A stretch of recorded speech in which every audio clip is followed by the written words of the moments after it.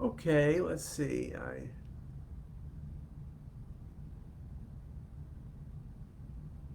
Okay, hi, this is Elliot Fishman, and welcome to Facebook Live. And today is, I have to check. Today is Thursday, I know that. It's the 14th of October, so we're halfway through October. Hard to imagine. I don't know where you are, but in Baltimore, every morning is 60-ish degrees, and every evening it's 72. It's like the most pleasant late August or September you're ever going to see, and it's mid-October. So life is good in that regard. Um, so, in terms of things, I think things are moving along. Everyone's very busy. Everyone I speak to everywhere is really busy. I noticed some meetings are started. ESI runs a lot of meetings, and one of their people, Tony, told me that the meeting, their attendance is not quite what it was pre-COVID, but it's getting up there. So that's good. People are willing. There's a little bit of risk going to meetings. There's a little bit of risk going to the store. There's a little bit of risk leaving the house. But I think you need to balance risk and reward. And I think people are tired, and you need to be careful.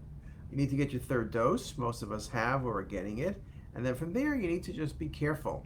I was listening to a talk that I posted on CTisus from a rabbi speaking last week, Rabbi Zuckerman, and made the point that in the Bible, when Noah uh, after the 40 days and 40 nights of rain, when the rain stopped and God was letting the world be recreated, the boat landed and all the animals got off the boat. But Noah took more than a year to get off the boat because he was just afraid.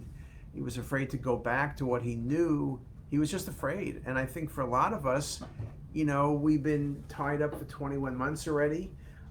It's not perfect. It's never going to be perfect. But the question is, how do you minimize the risk and maximize the rewards? Because staying locked up in your house probably is not the solution for the rest of your life. So COVID is going to get less and less of a problem. The vaccines are helping, of course.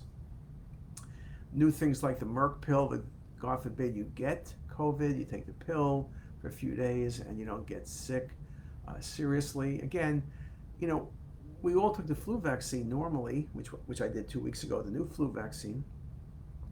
But you still got the flu 3 times a year. It never really bothered you. You would complain, what kind of vaccine did I get? I still got the flu, but that's life. In the fast lane, the flu vaccine was always sort of trying to guess what the flu would be like. It was never always perfect. Some years better than others, but you didn't expect to die from the flu, right? You get sick, maybe you took a day off from work, maybe you would come to work, sneeze, get everybody else sick. It's probably more likely. But with COVID, the thing is, it's not a matter of getting sick, it's a matter of dying. Most people get COVID now, and this has been true for a long time, right? Most people who test positive for COVID are asymptomatic, and fortunately, they're asymptomatic. They just don't have, it's just fine. You take off a week from work, you have to stay home, do all the things, but it's not like you're sick as a dog. That's great. So the trick is, if there's medications, there's something new coming from Pfizer, this Merck pill, which is being examined by the FDA. Again, if you know you're not going to get really sick, then I think you're willing to be responsible, but be willing to live life to its fullest while being responsible. So that part's really good. Okay, this talk is on AI in the ER, and I have to give a talk, I think, at Texas Children's Hospital. They're running a course on AI, and I'm part of the radiology section of the course. I think the course is pathology and radiology and maybe ophthalmology or dermatology, I can't remember. But I'm speaking about AI in the ER, and we wrote an article a couple months ago about AI in the ER. So let me just kind of bring up some of the thought processes, some of the things I'll probably speak about. Now, I think one of the things about AI in the ER and FDA approval is that the ER seems to be an ideal testbed for doing AI. You have a very busy situation. Anything that you can do that would be helpful becomes very important.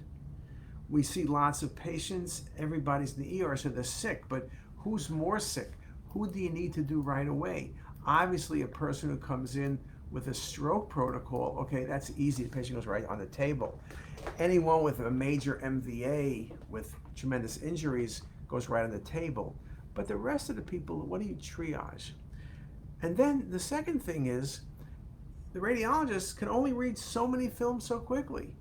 sometimes they call you to read this film, it's really critical, but most of the time you're reading, and I'm not saying it's taking you 4 hours to read a case, but it may be taking half an hour to get to a case. That's nothing, because when you're busy, the cases pile up and you can only read a certain speed. You'll read and get all your stuff done, but it may take you a while. So one of the things that AI has been done, and there's been, again, FDA approval, I think it's for Zebra and for AI Doc, is this triage. And what that means is on head CT, it's a triage. But you can imagine this happening with other things. So the thing that happens is, what's on a head CT, trauma or anything else, a head CT, you're looking for blood. Is there blood present? Is there an aneurysm? Is there a stroke? But is there blood present? So that's the question. Now, what AI does is, the program's written, look for the presence of blood. If they see blood, and let's say this patient's on your list to be read number 30 or number 20 or even number 9, it moves it to the front of the list. It's the next case you read. Now, you can see this little downside, because you're going to have to read that case eventually anyway. The only difference is you're reading the case about 40 minutes or so before you would have read it. If it's negative and the machine made a mistake and overcall, there's no problem. I got to read it anyway. But the machine actually is about 98% accurate for picking up blood, sometimes picking up a bleed when the radiologists don't, quite frankly. So it moves it to the front of the list, and now you read the case and you call the doctor and say the patient has a bleed, it's an aneurysm, it's a stroke, whatever the reason for the bleed is, it's trauma, whatever the reason is. But now the patient is managed quicker. And a couple of articles have shown they just save 35 or 40 minutes. So what a great triage, what a great use of AI. There's no downside, you got to read it anyway. Also was shown in a few papers that it picks up bleeds, particularly subtle ones that the clinicians would have missed, the radiologists would have missed if they didn't have the AI to help them. But again, it's triage. So think about it, there's programs now for PEs. You're going to read all the PE studies. Now, every one of us could use some help on PE studies, especially on PEs that are incidental findings on cases where you're not doing a PE study. You're doing a chest, abdomen, pelvis for trauma, chest, abdomen, pelvis for rule out dissection, a chest, abdomen, pelvis for FUO. Whatever the reason is you're doing it, it'd be great to have someone else look for PE besides you. Remember, most PEs that are missed are not on rule out PE studies, but on incidental findings on chest and abdominal studies. And we always make the point of being careful, but you can't be careful enough, right? So you just gotta be looking at that. So I think that's a wonderful thing. So now if the computer looks and says, aha, there's a P in this patient, it moves to the front of the list, you read it, maybe you agree with it, maybe you disagree. You're the one who makes the final decision. It's not the computer. It's not like RTD2 is going to take control, grab your dictaphone and start speaking. That's not going to happen. But you will still have the final say, but the cases will be pushed to you in a fashion that A, you'll be able to take care of the most critical patients first, and B, it only could increase your diagnostic ability. The challenge, of course, is the AI gets too good at some point, and then if you disagree with it, you say, well, I disagree, but that damn AI guy, he's super smart, so I'm not going to back down.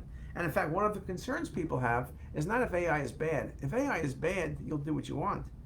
But what if AI is so good that you say, damn, that guy is good, or that gal is good?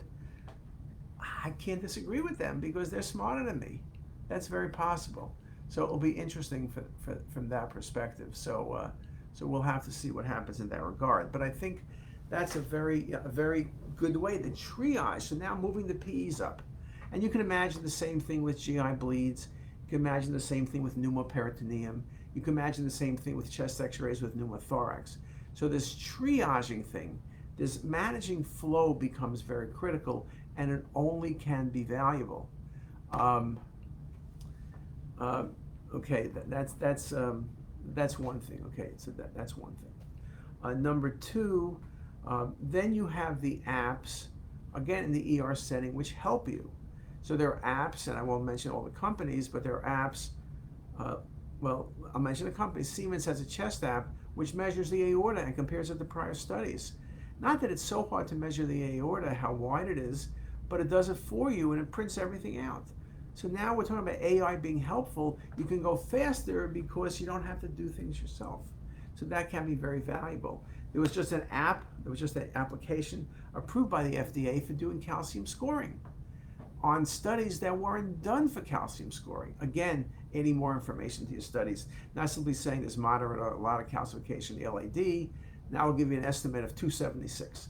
So you can really tell the referring doc, hey, the patient has a high calcium score, you better start looking into it. So that becomes very important. Now let's see, I'm getting a bunch of emails, so I'll have to say something.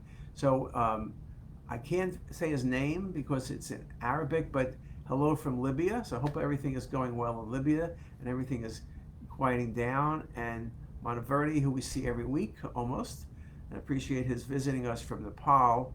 He did make the point, responsive teaching files in CTisus would have greater impact than short video explanations like Facebook. Well, on CTisus, let me just tell you that there's two things we have. One is we have a quiz, and we have more than 10 years of quizzes, and every one of those has an explanation. The teaching file, which has 288,000 images and about 50,000 cases, there's no way I physically could give a description for all those cases. So the teaching file is really something for you to look yourself, like the classic teaching file, and just look at a lot of cases and see a lot of things. It's not meant to explain anything to you. It's meant to give you the answers and give you the ability to see a lot of interesting cases. I think if you want to hear explanation for cases, Facebook, we do a lot of the stuff that we have on the CTisus quiz. But the CTisus quiz probably is the best place to go. We've been doing it since about 2008, 120 cases a year, so you can do the math. So it's about 1,500 cases. You can see a lot of those cases also on our app, the CTisus iQuiz app on the Apple Store for iPad or iPhone. You can do that. So that can also be very, very helpful. And then Meg Fines is waving from New Jersey, I think. Hey Meg, how's it going? Let's see, going back to AI in the ER setting. I think AI is really also going to impact many things. So for example, you're in the ER setting and 5 people ask you for a scan. Who do you call first? You don't do it alphabetically, and it's hard for you as a tech to judge who the most important person is, because everyone's screaming at you, there's the most important. I think AI is going to be done to look at the patients and their history and what the problem is, and triage for you who should be the next patient. I think that will definitely help. It'll help with the stress levels to you, and it'll help us manage the timing of patients better. I think AI will also be used to design the protocols. We all have protocols, the tech picks them. Well, the tech's going to say trauma, your trauma protocol is going to come up automatically. So, and then it's going to calculate and center the patient and then give the most efficient dose for that patient to get the best study possible without you having to think about it. So a lot of the AI is going to take some of, not what I would call the guesswork out of CT, but I know many of you in the audience, including ourselves, are short technologists. There's a 40% shortage of technologists. Technologists are in demand. If you're a tech, we want you, we need you, we love you. I sound like a Steinfeld episode. But the point is that you want to make things more efficient, and you're probably having techs in many places where the tech does ultrasound and CT and MR and plain film. They're not that talented in any one of those things. They're incredible, so don't get me wrong, to be able to do many things, you are awesome. But you can use some help.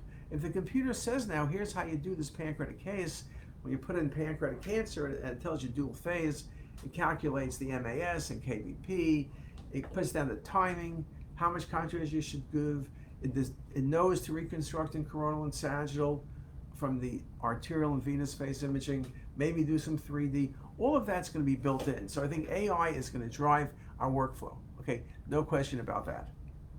Now AI can't do is annoying referring physicians who bug the crap out of you. AI will not be yet trained to kind of, zap them like it's a Star Trek show where you zap them and maybe they go into a pile of dust, kind of like the Wicked Witch of the West when you pour water on her. Those of you who watched that movie remember one of my favorite scenes, the Wicked Witch, the monkeys, Dorothy, who knows. Let me see what else can I tell you. So I think that those apps, I think, we are seeing work developed, or things that, again, where people miss things, apps for looking at the lumbar spine, the thoracic spine, looking for compression fractures. Yes, it's not that difficult, but people don't look. Remember, we speak about how you have to look at the sagittal view. Despite us saying it, people often don't. Right? So that becomes very important. You want to look at apps. People are looking at apps that really make a difference in throughput, apps that really make a difference in not missing things. So I think, chest, the PEs, looking for GI bleeds in the abdomen, looking at bowel obstruction and transition points are all apps you're seeing. The ER is perfect because people are willing to pay for things in the ER because it's the middle of the night, limited physician coverage, particularly on the radiology side. So people want all the help they get. You're the ER doc, or you're doing telemedicine somewhere else, and you don't have the support staff to really help you if you have any questions. I think AI is going to become your support staff. I think that's very, very exciting, and I see that as a critical mission statement. As AI gets better, things like pancreatic cancer detection, which we do, things like renal detection, liver detection, will all be things that are available. I think things from Google will also help you read the films, whether it's plain films or CT. I think they're going to basically tell you, look here, look there, see what's wrong. I think radiology is going to have to learn to live with AI and look at the advantages of AI and not look at the disadvantages. I know there was an article written this week that 16% of medical students who would have gone into radiology decided they'd rather sell used cars because AI is going to be gone and used cars will never be gone. Well, I think that's short-sighted. I think, forget the used cars. Radiology is here to stay. It's going to be different, but for the last 40 years that I've been doing AI, it's always different. It's meant to be different. We're trying to move up the food chain, move up the ladder.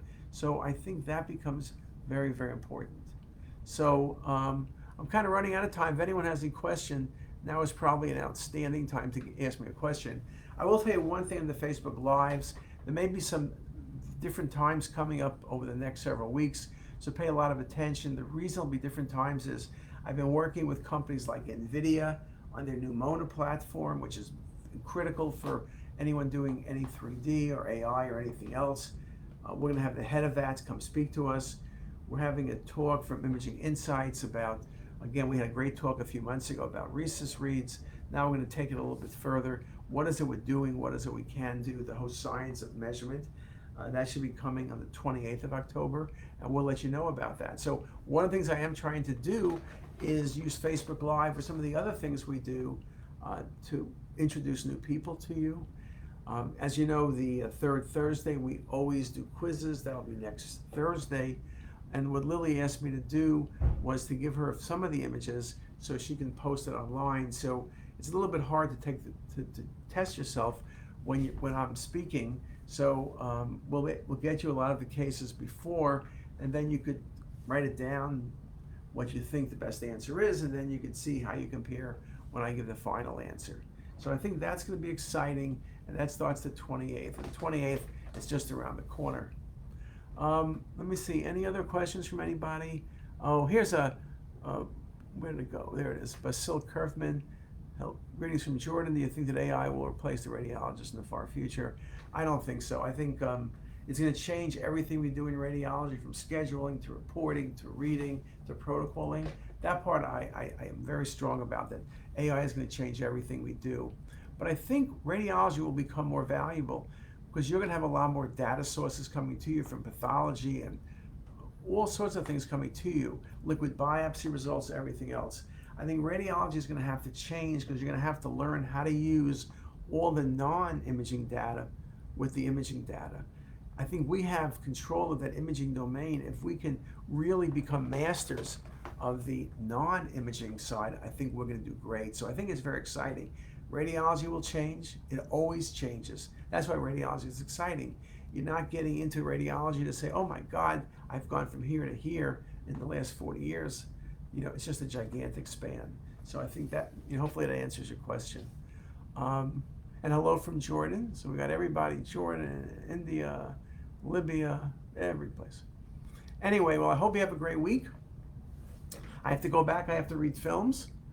And we'll have to see you later. Have a great day, guys.